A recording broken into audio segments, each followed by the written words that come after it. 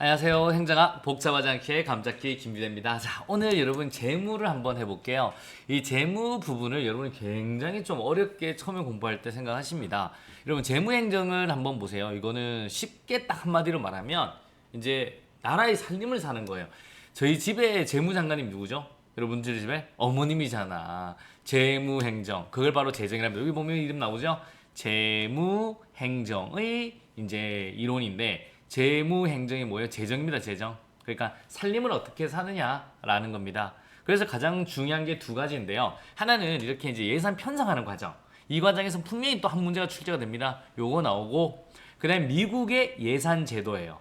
우리가 행정을 배우잖아요. 우리 재무 행정을 배우는데 요런 우리 예산 제도를 가져와요. 요런 행정적 목적을 위해서 요런 제도들을 가져옵니다. 그럼 어떤 목적을 가지고 가져올까? 이 내용을 이제 한번 보시는 거예요. 여러분, 우리 오늘 상세하게 막 다 외우지는 마요. 그냥 이거를 해야 된다라고 제가 한번 보여드릴게요. 어떻게 공부를 해야 되는지. 재무행정은 시험장 들어가기면 쉬워요. 왜냐하면 이게 처음에 용어가 너무 힘들어요. 그 용어하고 낯선 게 그것만 딱 정리가 되고 나면 실제 시험장 가서는 그렇게 막 크게 어렵지 않습니다. 어떻게 재무행정을 할까? 요거 개념을 한번 배워볼게요. 여러분 일단은 재무행정, 재정이라고 하는 건 보세요.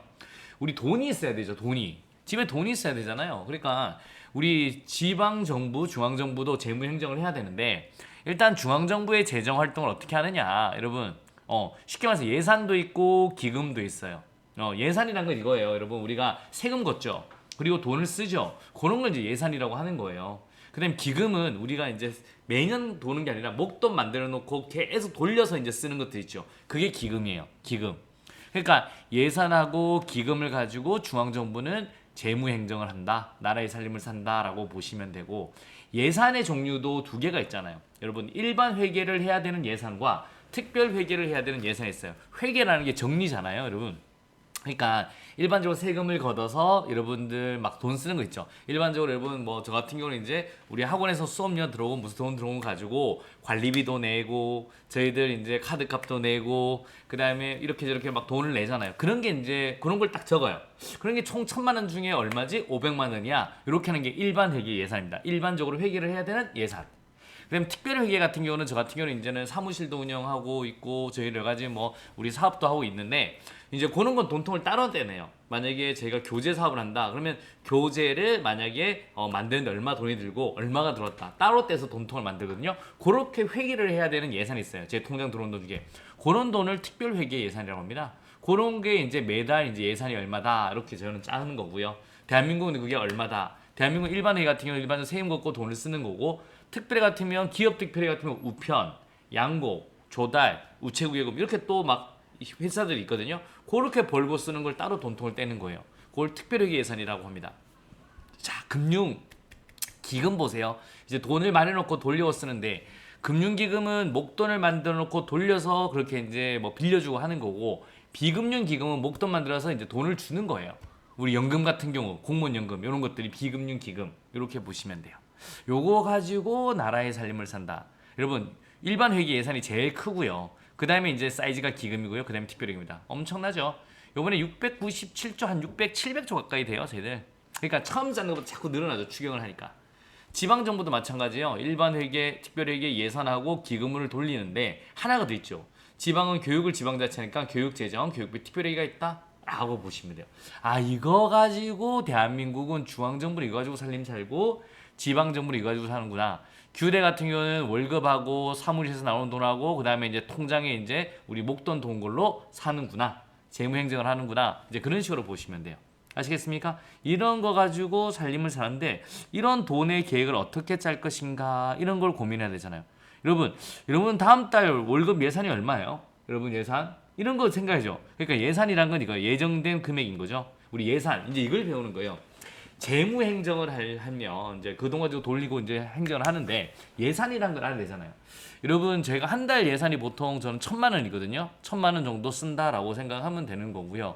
여러분들 이제 한 달 예산 같으면 용돈 같은 한 40만 원, 50만 원 이렇지 않겠습니까? 그런 게 이제 그거 대한민국 한 700조, 690조, 700조 되는 거니까 실질적으로 예산의 개념은 뭐 700조다. 우리 대한민국 1년간 벌어들이고 쓸 돈이 형식적으로는 이런 예산은 통과됐니? 라고 하는 거 예산안 쓸 돈이 통과됐니? 이게 형식적 의미의 예산이라고 표현도 우리 씁니다. 그래서 예산은 어떻게 구성되는데 법으로 다 정해져요. 여러분 예산은 결국 우리 주머니 국민 주머니에서 돈을 가지고 가야 되잖아요. 그렇기 때문에 모든 게 다 법으로 정해져 있다 그럴게요. 여러분 예산은 어떻게 구성되냐 그러면 정부 국가재정법에는 예산은 잘 봐. 총칙이라고 하는 건 총론이에요. 이렇게 우리는 예산을 짜고 요런 이론을 적용하고 요런 기준을 적용한다라고 하는 게 총칙이고요. 그다음에 얼마 돈을 들어올 거고 세입 얼마를 쓸 거야. 요거 총액이 얼마야. 이렇게 적어야 되고 그다음에 예산과 계속비. 그러면 만약에 작년부터 시작돼서 5년간 계속 들어온 사업인데 계속비가 얼마야. 아 저번에 안 쓰고 돈이 넘어온 돈은 지금 얼마 있어. 국고채무부행위 이제 우리 요번에 빚을 얼마 내가지고 작년에 냈고 올해 갚을 돈 얼마고 아니면 올해 내서 내년 갚을 돈 얼마야. 요게 이제 우리 예산이라고 하자라고 하는 거예요. 우리 집에도 마찬가지예요. 나는 요 예산 요런 기준으로 예산 짤 건데 나는 요번 달에 돈이 얼마를 쓸 거고 얼마가 들어올 거야. 그게 요거죠. 그 다음에 나는 할부 끄는 거 있잖아. 할부 끄는 거 계속 돈이 나가야 될 돈이 요거야.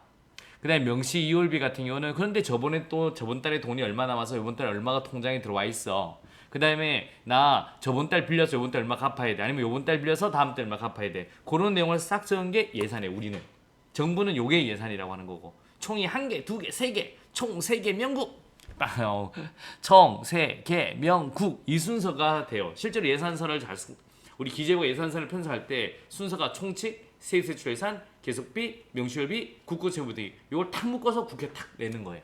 요 순서입니다. 이게 예산의 구성이다라고 법으로 정해놓은 겁니다. 아시겠습니까? 아 이거구나 이렇게 머릿속에 딱 넣어두시면 돼요. 그러면 이제 이런 거를 우리가 예산을 이제는 짜기도 하고 잘 보세요. 이런 우리가 지금 한 700조로 갈게요. 700조의 돈을 우리가 어떻게 쓸지 편성을 해야 되잖아요. 그다음 우리 국회에서 우리 국민의 대표가 이걸 심의해줘야 되잖아요. 심의 의결을 해줘야 된다고요. 그 다음에 하고 나면 이제 예산을 씁니다. 그 다음에 결산해야 돼요. 이게 뭐 3년 주기로 가거든요. 잘 보세요. 우리가 2025년도 예산이라고 할게요. 이제 2025년 1월 1일부터 12월 31일까지 쓰는 예산이라고 할게요. 이게 한 회계 연도거든요. 회계가 정리하는 연도예요. 1회계 연도가. 그러니까 우리가 정산하는, 계산하는. 그래서 우리나라는 1월 1일부터 12월 30일까지를 기준으로 해요. 그러니까 2025년에 쓸 예산은 미리 그 전년도에 2024년도에 편성하고 심의 의결을 해야 되겠죠. 그리고 2025년에 돈을 쓰면 2026년에 결산을 해야 되겠죠. 그래서 보통 3년 주기로 물고 가요. 만약에 2026년의 예산은 2024년에 짜야 되고 그다음에 2027년에 결산해야 되고 그러니까 매년 2025년에는 잘 보세요. 또 어떤 일이 나면 실제로 돈을 쓰는 것도 있지만 2026년에 예산을 짜는 것도 있잖아요. 그 다음에 2024년에 결산도 해야 되잖아요. 그러니까 한 해에 3가지가 물려서 돌아간다라고 보시면 돼요. 이런 식으로. 그러니까 뭐 하루살이는 아니잖아요. 여러분들 봐봐요.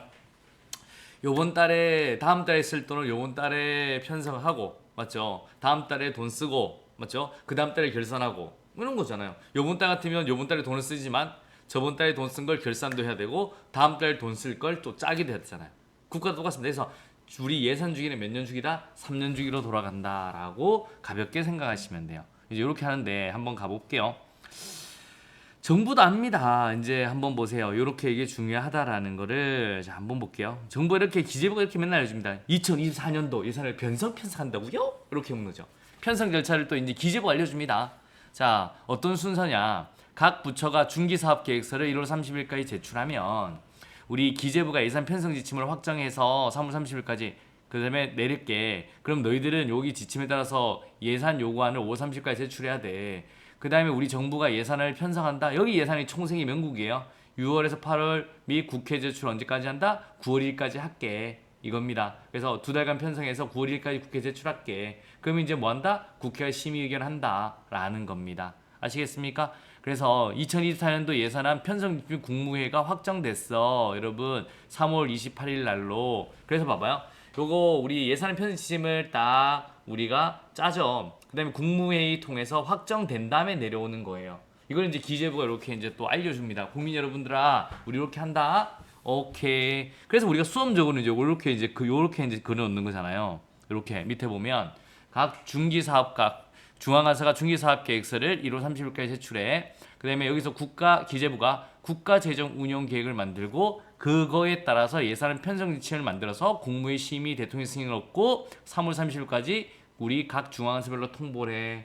그럼 니들이 편성해. 예산 요구서를 5월 30일까지 올려. 그러면 우리가 깔 것 까고 마무리 정리해서 회견도 개시 120일까지 국회 제출할게. 이 내용이잖아요. 요 내용을 이제 수험적으로 이제 이렇게 보는 거예요. 자, 이렇게 내. 그다음에 여기서 편성 지침 내릴게. 너는 내. 그럼 우리가 해서 국회로 낼게. 요렇게 이제 한다라는 걸 요렇게 표시가 되는 겁니다. 아시겠습니까? 어려움 없죠? 요런 절차는 암기를 해야 되는데 더 공식이 있어요. 어렵게 생각하지 마세요. 쉬워요. 왜 그림을 이렇게 그렸냐? 이렇게 하는 거 다시 그렸냐? 잘 보세요. 1말, 3말, 5말이잖아요. 두 달 보면 돼요. 1말, 3말, 5말 이렇게 머릿속에 딱 넣어두시면 돼요. 쉽죠? D는 또 40일씩 담으면 돼요. 그 계산한 법이 있어서 그래서 우리 중앙관서라는 건 쉽게 한번 생각하세요. 경찰청이라고 할게요. 경찰청이 이제 중기사업계획서 5년짜리를 만듭니다. 5년 동안 무슨 일을 할까 여러분 만들면 그거를 이제 우리 기재부 장관가 국가재정운영계획 5년짜리를 또 만들어요. 5년짜리를 딱 만듭니다. 그럼 그에 따라서 원래 돈이 예산이 얼마고 원래 어떤 분야 어떤 부문까지 돈을 얼마 총액이 나오고 그다음에 편성 지침이 나오겠죠. 지침을 줘야 그 지침에 따라서 이제 예산을 또 짤 거니까요. 이렇게 보이신다. 그럼 이 국가재정운영계획이 궁금하죠? 한번 보실래요? 5년짜리인데 원래 계획인데 우리 이렇게 나와요. 요거는 이제 그 중에 이제 우리 2년만 딱 되는데 보통 5년 나옵니다. 우리 기재부 건데 2023년에는 뭐 625.7인데 2024년 돈이 이렇게 들어올 거야. 그러면 이제 적게 들어오죠. 그래서 쓰는 거는 656.9조 쓸 거야 라고 합니다. 계획을 짜요.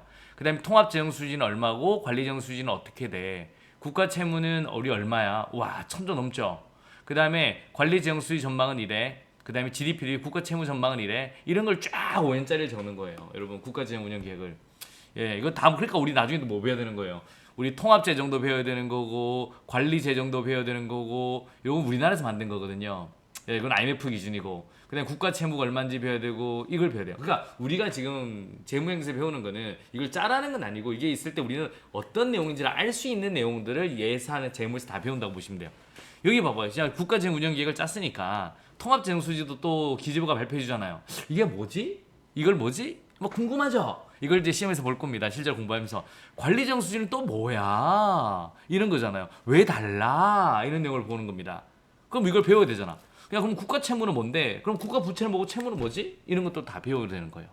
맞죠? 전망치도 나타내고 하나, 둘, 셋, 넷, 다섯, 여섯 이렇게 전망치 쭉 보통 5년 이상이거든요. 5년 이상. 근데 보통 5년치를 내는데 이거는 이제 6년치 이렇게 내는 거고 5년 이상이면 돼요.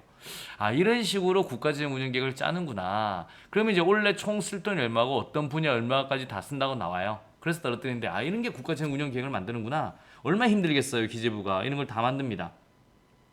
됐나요? 그 다음에 이제 또 이렇게 나오잖아요. 우리 총액 빼면 자율 편성한다. 이것도 법령은 이렇게 나와요. 1월 30일까지 각 중앙서장은 당 회견부터 5회견도 이상의 기간 동안에 신규 사업 및 기획재정부 장관의 주요 계속 사업에 대한 중기사업 계획서를 누구에게 기재부 장관에게 제출한다. 이런 내용이 다 법으로 정해져 있다는 거예요. 이렇게 국가정법에. 그리고 이제 봐봐요. 기획재정부 장관은 국무회의 심의를 거쳐 대통령의 승인을 얻은 다음 연도에 예산안 편성 지침을 매년 3월 30일까지 각 중앙관서장에게 통보해야 됩니다. 라고 법령이 다 나와 있어요. 그러니까 여기 언제 제출이라 언제 이게 법령이 다 나와 있으니까 이렇게 제가 이제 우리 표로 딱 만들려고 했는 거는 다 법령에 대한 내용이다. 그러니까 법령하고 또 매칭도 해야 되는 거예요. 그래서 우리는 예산은 싹 다 법대로 한다라고만 생각하시면 돼요. 그렇구나. 그래서 나중에 암기할 게 많구나. 이렇게 생각하면 되는 겁니다. 아시겠습니까? 그래서 우리 경찰청이 5년 동안 뭐 할지 올리면 그걸 국가재정운영계획 이렇게 만들고 그 다음에 우리 이제 총액 떨어뜨리면서 편성 지침을 또 줘요. 편성 지침 이렇게 주는 겁니다. 실제로 우리 기재부가 예산안 편성 및 기금운영 계획안 작성 세부 지침 이렇게 줘요. 이거 2018년 거고만 2024년 같으면 2024년도 이렇게 딱 세부 지침을 넘겨줍니다. 사업 유형별 목별. 그럼 이제 이걸 보고 짜야 되는 거예요. 기본적으로. 이렇게 이제 딱 요런 내용을 언제까지 떨어뜨린다고요? 3월 30일까지 딱 떨어뜨려 주는 겁니다. 아, 이렇게 떨어주면 이제 얘들이 예산을 자율 편성하는 거죠. 또 총액 안에서. 아시겠습니까? 어려움 있어요, 없어요? 없죠. 이렇게 하는 거예요. 그러면 이제 예산 요구서를 만약 경찰 같으면 얼마가 필요하다라고 올려야 될 거 아니에요. 물론 성과 보고서를 올려야 되지만 우리 여기서 이제 프로그램 예산이라는 게 나와요. 품목별도 나오지만 프로그램은 이제 프로그램을 짤 수 있는 거거든요. 자, 장관학 분야 부문이 나는데 자, 한번 보세요. 우리가 여기서 이제 자율 편성이라는 거는 모든 금액을 자율적으로 편성하는 건 아니에요, 여러분. 그래서 한번 잠깐만 또 보시면 우리가 지금 656조잖아요. 어느 분야에 돈을 쓸 것인가를 이렇게 사업별로 딱 정해요. 총 지금 우리가 656조잖아요. 요즘 2024년 예산도 같으면 뭐 외교 통일에 문화체육에 환경에 공공질서 농림수산 연구개발비 R&D 뭐 줄인다고 난리였죠. 그래서 막 R&D가 지금 마이너스 16.6이잖아요. 이걸 줄여가지고 막 난리였던 거예요. 그다음에 SOC 만들고 이렇게 국방 예산이 엄청나죠. 교육 예산이 진짜 여러분 어마어마합니다. 교육이 좀 줄어서 그렇지. 일반 이렇게 이제 해서 우리 봐봐. 이제 우리 복지국가를 추구하면서 이제 보건복지 분야가 엄청난 예산인 거예요. 이제 이런 분야에 이제 돈이 이래 간다. 분야 다음에 북물이거든요. 이런 복지 분야의 어느 부분에 돈이 얼마 간다. 거기까지를 이제 기재부가 정해버리는 거예요. 솔직히 국가에서 요 내용. 그러면 이제 한번 보세요. 그러면 이제 돈이 쭉 갈 거 아니에요. 그러면 이제 예산안 노인 부문이잖아요. 잘 보세요. 이제 그러니까 다시 한번 잘 보세요. 이 개념을 잘 봐야 되는데 여기 지금 우리 총 656조 중에 어느 분야? 보건복지 고용 분야에 242조 가죠. 아시겠습니까? 그 다음에 이제 여기 부문의 돈이 얼마가 떨어져요. 우리 이제 분야 부문이거든요. 이런 보건복지 고용 부문에 우리 예산안 노인 부문에 총액이 만약에 100조면 100조다 이렇게 떨어집니다. 그 다음에 이제 거기까지 떨어지면 우리 이런 세부 사업들을 모아서 요 프로그램을 누가 짠다? 요게 각 중앙관서들이 짜는 거예요. 요거 사업을. 그러니까 뭐 노인 생활 안정에 관한 뭐 기초연금 이런 거는 기초연금 지급, 노인 일자리 및 사회활동 지원 요거는 노인 생활 안정 사업이다. 그 다음에 우리 노인 장기 요양보험, 그 다음에 뭐 강진 문화복지 종합타 뭐 이런 것들 같은 경우는 노인의 우리 의료 보장에 대한 사업이다. 요걸 짤 수 있는 거예요. 쉽게 말해서. 여러분 분야 부문까지 총액은 정부가 떨어뜨리고 요 프로그램을 마음대로 짤 수 있는 게 여러분 여기서 이제 자율 편성이라고 말을 하는 겁니다. 아시겠습니까? 이걸 외울 필요 없어요. 이런 식으로 돈이 가는구나. 실제로 이렇게 짜네? 그걸 한번 보여드리고 싶어서. 왜냐면 재무행정이 여러분이 느끼는 굉장히 복잡한데, 왜냐면 이론만 보면 이게 추상적이에요. 지금 이론하는 것보다 이렇게 여기서 여기까지 쉽게 말해서 국가재무운용에서 어느 분야 어느 부문까지 총액을 주면서 네가 이렇게 짜라라고 편성 지침을 이렇게 해서 던지는구나. 그럼 얘들이 이렇게 프로그램을 짤 수 있는 거구나 라고 보시면 돼요. 근데 우리 이론적으로 이렇게 배운다고 또. 그러니까 프로그램 예산제도가 쉽게 말해서 우리 분야 부문까지는 지금 중앙정부가 보건복지 분야 이런 그 분야에서 뭐 200 몇 조, 부문 노인 부문에 얼마, 그다음에 이 프로그램을 짜는 거죠. 요 단위 사업을 모아서 요 프로그램을 짜는 게 이제 각 중앙 관서가 하는 거예요. 이해하셨습니까? 이런 식으로 이게 프로그램 예산 제도구나. 실제로 짜잖아요. 이런 식으로 한다라고 이제 매칭을 하면서 추상적인 개념을 하나씩 보시면 되는 겁니다. 쉽지는 않죠, 여러분. 이게 쉽지는 않아요. 근데 이제 이렇게 해놓고 하면 나중에는 1말, 3말, 5말 제가 이제 또 쉽게 또 암기시켜 드리거든요. 지금 봐봐요. 편성을 이렇게 하는구나. 이런 예산을 가지고 이제 눈으로 보니까 이제 어떻게 실제로 되는 줄 알겠죠. 그래, 경찰청장이 필요한 사업, 오연 사업 놓으면 기재부가 국가재무운영계획 원자를 만들고 그럼 얼마 총액이 얼마인데 너가 쓸 돈 얼마야? 여기서 네가 마음대로 짜. 하지만 짤 때는 요 지침에 따라야 돼.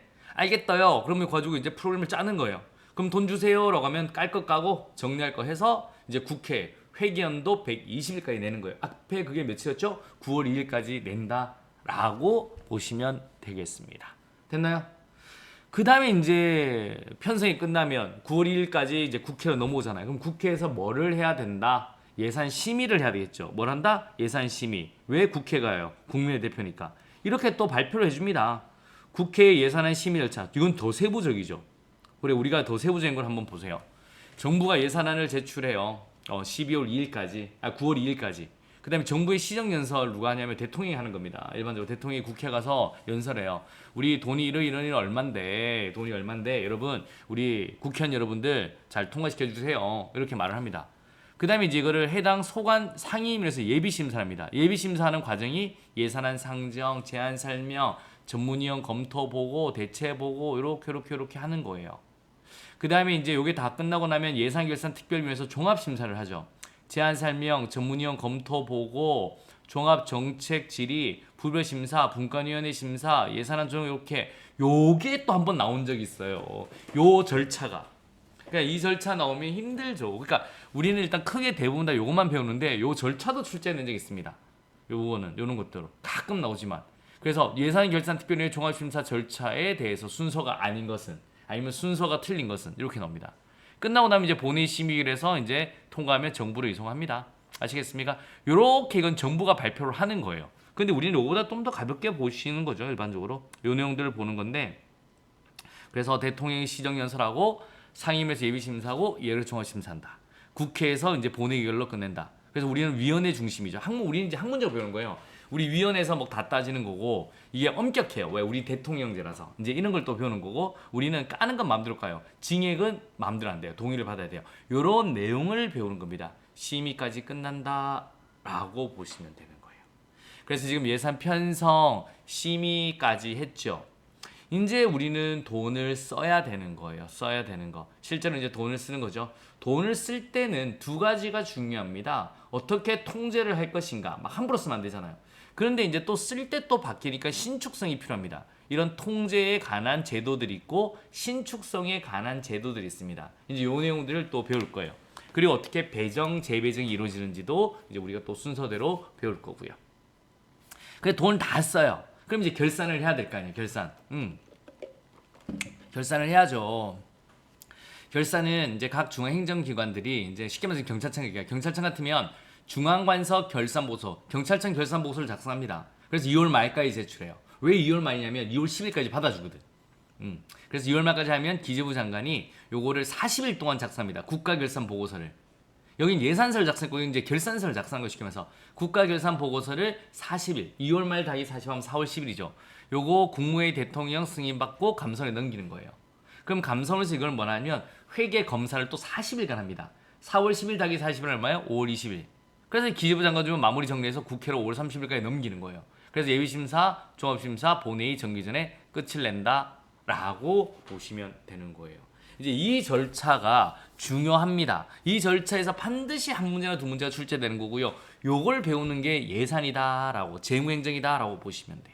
아시겠습니까? 일단 조금만 쉬고요. 저희들은 이제 미국의 제도들을 한번 편하게 한번 설명을 또 해보도록 하겠습니다. 요거만 가볍게 하고 나면 일단 재무의 틀이 좀 잡혀요. 이걸 지금 추상적인데 너무 어렵게 생각하지 말고요. 아 이런 내용을 이제 실제로 하나하나 배워나간다 이렇게 생각하시면 돼요. 와 그러니까 여러분 우리 집에서 몇백만 원 쓰는 돈도 이렇게 엄마가 복잡하게 머리 싸매면서 계산을 하는데 정부 같으면 700조라는 돈을 쓸 때 얼마나 머리 아프겠습니까? 이제 이런 것들 한번 배워보겠습니다. 조금만 쉬고 그 다음에 이제 우리 미국의 예산제도 한번 배워보도록 하겠습니다. 쉬겠습니다.